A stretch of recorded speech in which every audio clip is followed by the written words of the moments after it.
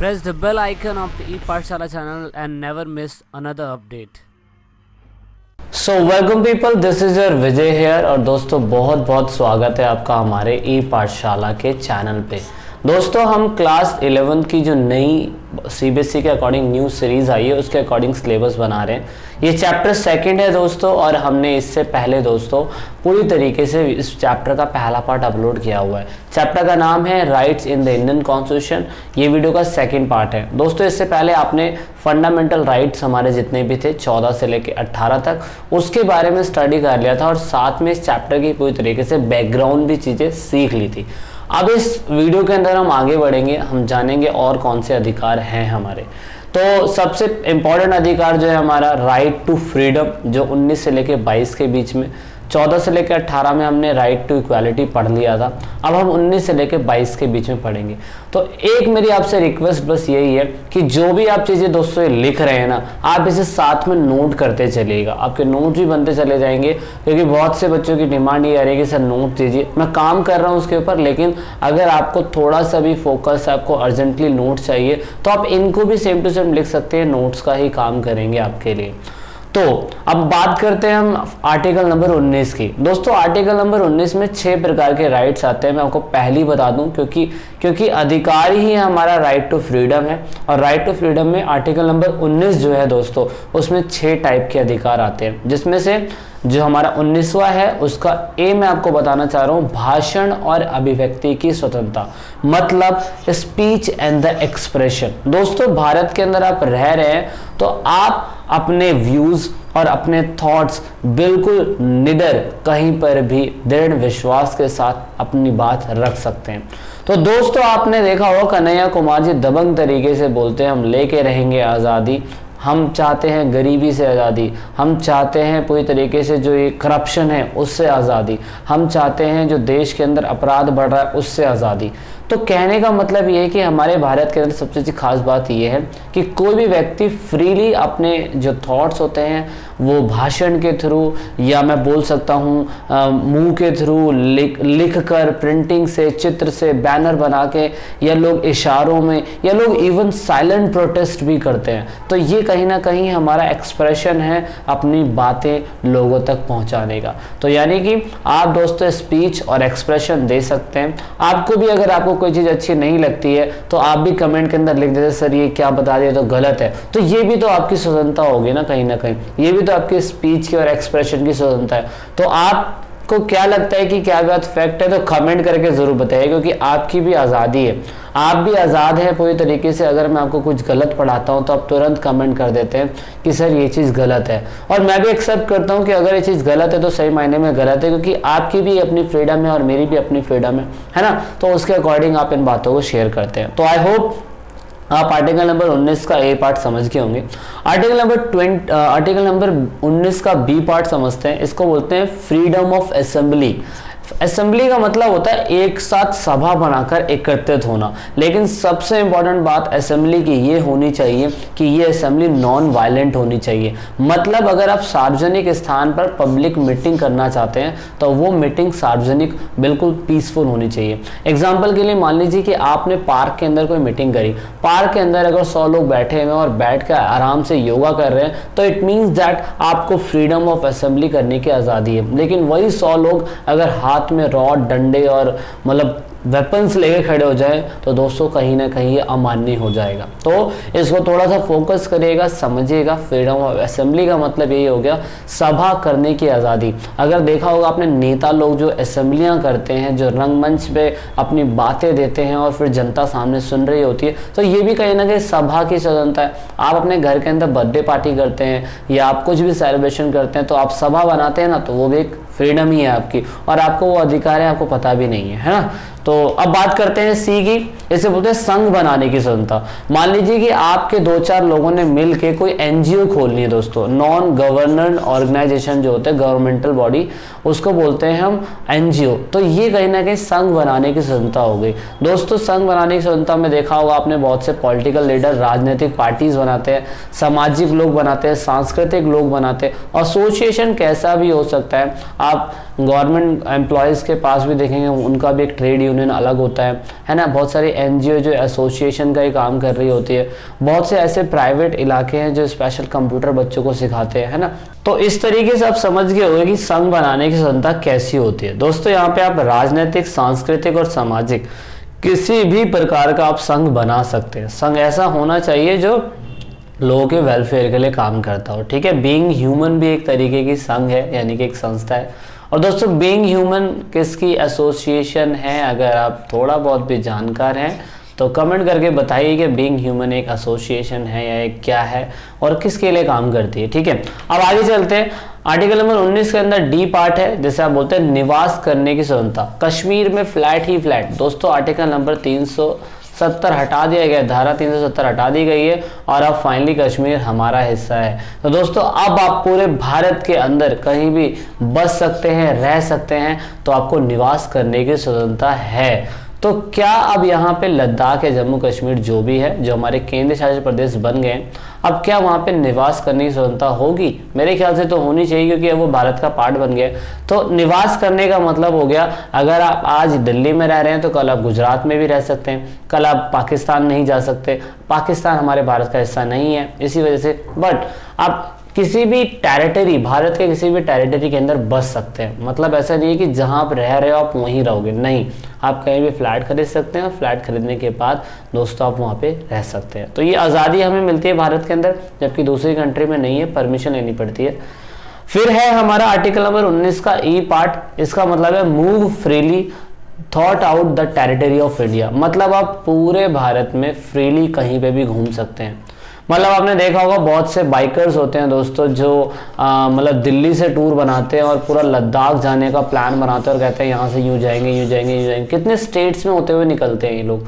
तो कोई सरकार उन्हें मना नहीं करती है कि ये कैसे तुम किसी दूसरे स्टेट में घूम रहे हो, ऐसा नहीं है। हमारे भारत के अंदर अगर आपका टूर है, आप मलानी जाना चाहते हो, आप आगरा जाना चाहते हो, आप हॉन्टेड प्लेस जब जाना चाहते हो, भानगढ़ जाना चाहते हो, तो आपको कोई टेंशन नहीं है, आप मूव फ्रीली हो सकते हो, आप स्वतंत्रता पूर्वक कहीं पे भी घूम सकते हो, ठीक है।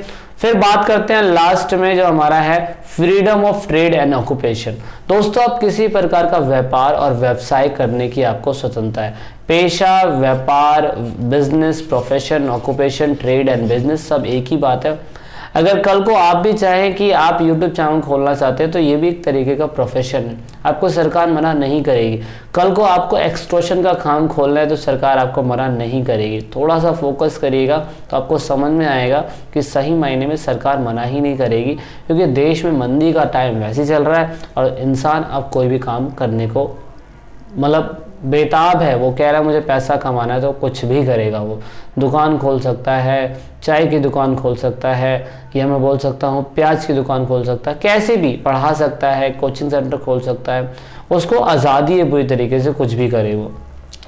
फिर हम बात करेंगे दोस्तों सबसे इंपॉर्टेंट चीज इसके अंदर है आर्टिकल नंबर 20। आर्टिकल नंबर 20 बहुत से बच्चों को कंफ्यूजन है, तो मैं क्लियर कट बता देना चाहता हूं आपको। आर्टिकल नंबर 20 ये बोलता है protection in the respect of convince of for offence.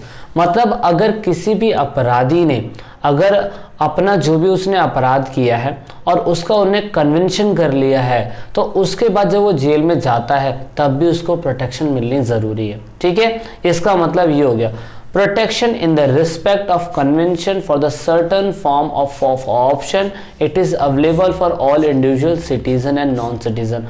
मतलब मान लीजिए कि आपने कोई अपराध करा है और आपने मैंने मान लिया कि मैंने कोई ट्रैफिक रूल तोड़ा है, ठीक है। अगर मैंने कोई ट्रैफिक रूल तोड़ा है तो उसका हर्जाना जो था वो 50,000 रुपये था और मैंने कहा मैं 50,000 रुपये नहीं दे सकता, तो दोस्तों वहां पर मैंने कबूल तो कर लिया है, लेकिन मुझे बोला गया कि तुम्हें 3 डेज तक जेल के अंदर रहना पड़ेगा। तो जब मैं जेल के अंदर जाऊंगा तो मुझे प्रोटेक्शन मिलनी जरूरी है। क्या पता जेल के अंदर कोई मुझे मार दे, क्या पता जेल के अंदर मुझे कोई हानि हो जाए, है ना। तो वहां पर भी आपको प्रोटेक्शन मिलनी जरूरी है। जैसे सभी कहते रहते हैं वैसे आप भी रहेंगे, ठीक है। तो this is called the protection in the respect of convention और एनी ऑफेंस। मतलब अपराध के लिए कोई भी बंदा जो है उसको संरक्षण मिलेगा अगर उसने किसी भी चीज को कबूला है तो, ठीक है।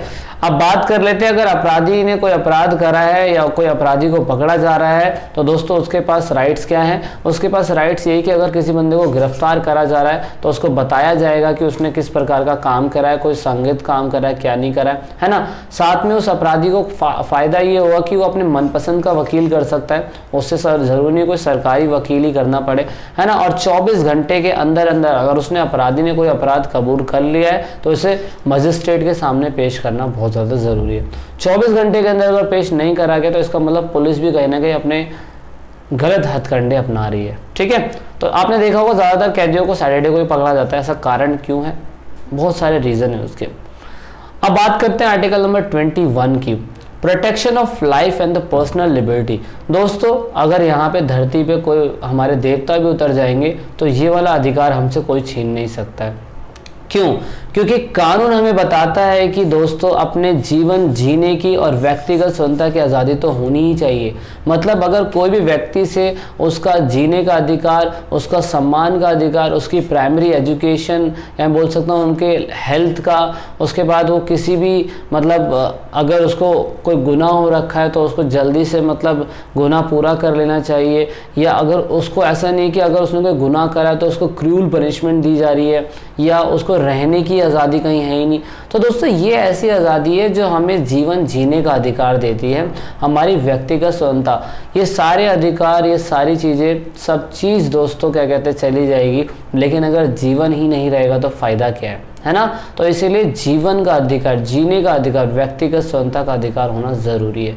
दोस्तों इतिहास में एक ही बार हुआ था जिससे हमारा आर्टिकल नंबर 21 भी छीन लिया गया था।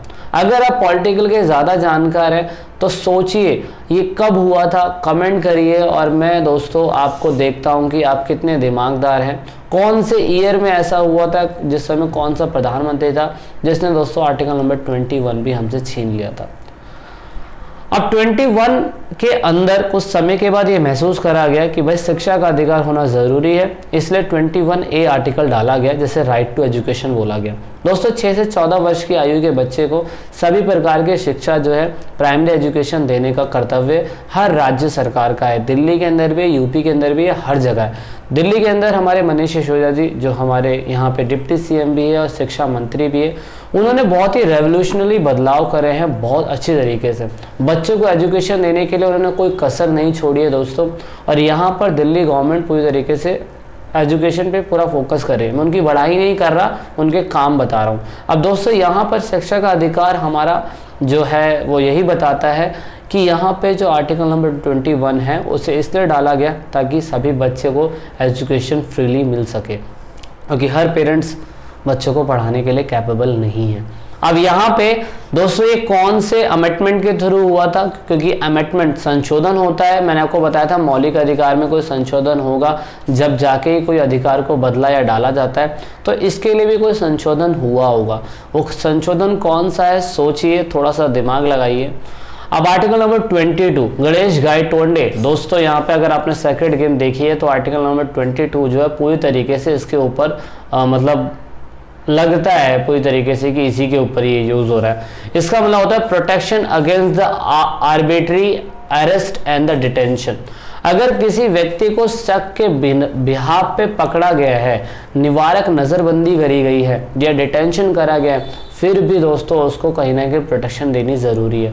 मान लीजिए कि आपने दोस्तों कोई गुनाह करा है, मान लीजिए कोई गुनाह करा है या नहीं करा, आपने कोई रूल तोड़ा है। मान लीजिए कि आप मुंबई ब्लास्ट जो हुए थे, मुंबई ब्लास्ट के अंदर अगर आपके ऊपर शक की सुई घूमती है, जैसे गणेश गायतोंडे पे घूमी थी, तो यहाँ पर गणेश गायतोंडे को आर्बिट्री सस्पेक्ट के तहत अरेस्ट करा गया था, उसे डिटेंशन करा गया था, लेकिन उसके ऊपर वो चीज़ प्रूफ नहीं हुई थी, तो उस टाइम पीरियड पे आप किसी भी मुजरिम को मार नहीं सकते। आर्टिकल नंबर 22 यही बताता है अगर शक के बिहाफ पे आपको पकड़ा गया है तो भी आपको प्रोटेक्शन मिलनी ज़रूरी है। ऐसा नहीं कि आपको कुत्ते की तरह मार रहे हैं, जबकि गणेश गायतोंडे के साथ फिल्म में यही करा गया था कि उसको मतलब प्रोटेक्शन नहीं दी गई थी और बस उसे पकड़ लिया गया था, है ना। तो ये था आर्टिकल नंबर 22। और 20 में क्या होता है, यहाँ पे गुनहगार बिल्कुल उसको बोल देता है कि हाँ मैंने ही ऑफेंस करा है। यहाँ पे क्या होता है, यहाँ पे गुनहगार जो होता है ऑफेंस कबूल नहीं करता है, क्योंकि उसको तो शक के बिहाफ पे पकड़ा गया। तो दोस्तों इतना ही है इस वीडियो के अंदर, मिलते हैं नए अधिकारों के साथ। और ये वीडियो का दूसरा पार्ट था, इस चैप्टर के और पार्ट्स आएंगे। वीडियो को पूरा देखिएगा, जब भी आपको समझ में आएगा पूरे चैप्टर के अंदर मेन चीज़ें क्या क्या है। So this is in this video and I hope जो मैंने क्वेश्चन पूछे आप उनका आंसर ज़रूर करेंगे। तो लास्ट में दोस्तों, अगर आप वीडियो को देख रहे हैं और ई पाठशाला चैनल के आप सब्सक्राइबर हैं या नए सब्सक्राइबर हैं, तो ई पाठशाला की टीम से आप सभी को यही रिक्वेस्ट है कि आप इन सभी वीडियो को अपने दोस्तों के साथ शेयर ज़रूर करें और कोशिश करें कि आप दूसरों को शेयर करवाने के लिए बोलें, क्योंकि आप जितना वीडियो को शेयर करेंगे उतना ही हम और लोगों की मदद कर पाएंगे, क्योंकि पढ़ेगा इंडिया जब भी बढ़ेगा इंडिया। तो वीडियो के लास्ट में वीडियो को एंड तक देखने के लिए, चैनल को सपोर्ट करने के लिए बहुत बहुत धन्यवाद। जय हिंद, जय भारत।